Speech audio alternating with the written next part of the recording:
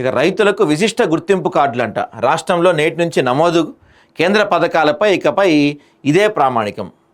ఈ ఐడియా బాగుంది, కానీ దీంట్లో ఐడియాలోనే పెద్ద బొక్క ఉంది.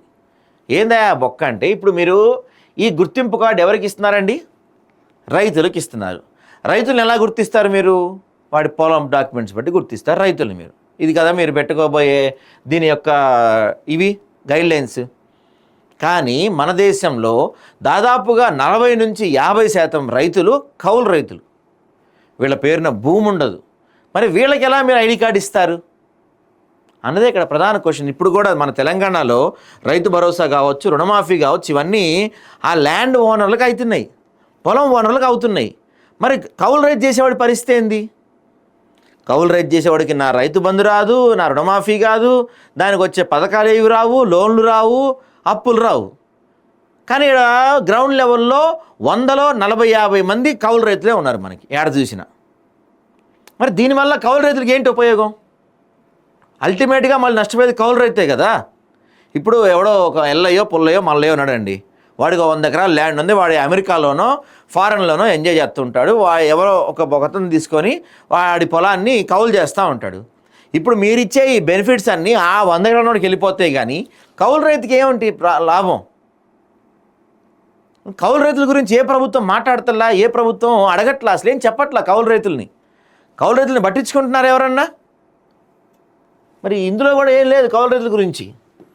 ఆధార్ తరహాలో రైతులకు 11 అంకెలతో విశిష్ట గుర్తింపు కార్డులు కేటాయించేందుకు కేంద్ర ప్రభుత్వం చేపట్టిన రైతుల నమోదు అంటే ఫార్మర్ రిజిస్టర్ ప్రాజెక్ట్ సోమవారం తెలంగాణలో స్టార్ట్ కాబోతుంది. మొదటగా వ్యవసాయ కార్యాలయాల్లో నమోదుకు అవకాశం కల్పించారు. త్వరలో మీ సేవా కేంద్రాల్లో కూడా నమోదు చేయొచ్చు.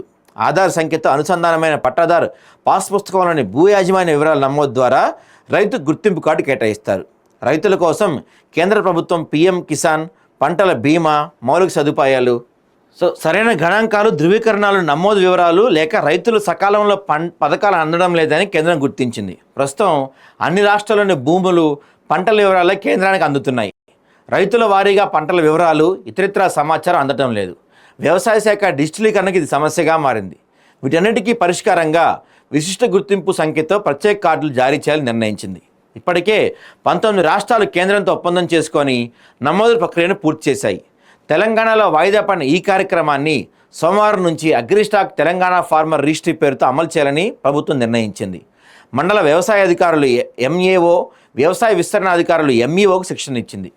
విశిష్ట గుర్తింపు సంఖ్య నమోదుకు భూ యాజమాన్య పట్టాదారు పాస్ పుస్తకం, ఆధార్, ఫోన్ నెంబర్తో ఎంఏఓ లేదా ఏఈఓ వద్ద నమోదు చేసుకోవాలి. అనంతరం లబ్ధిదారులకు ఓటీపీ వస్తుంది. దాని ద్వారా ధృవీకరణ విశిష్ట గుర్తింపు సంఖ్యను కేటాయిస్తారు. ఈ సంఖ్యను కేంద్ర ప్రభుత్వ పథకాల అమలుకు అనుసంధానం చేస్తారు. పీఎం కిసాన్ తదుపరి విడుదల నిధుల దీనికే ప్రామాణికంగా తీసుకుంటారంటండి. అయితే రాష్ట్ర పథకాలకు సంబంధం లేదంటే. అయితే ఇక్కడ నేను చెప్తున్న పాయింట్ ఏంటంటే, ఇందులో అంతా అద్భుతంగా ఉంది, కానీ దీంట్లో కౌలు రైతుల పరిస్థితి ఏంటి అనేది ఎక్కడ మెన్షన్ చేయలేదు. మరి కౌలు రైతులకి ఏ విధంగా న్యాయం చేస్తారో చూడాలి మరి మనం.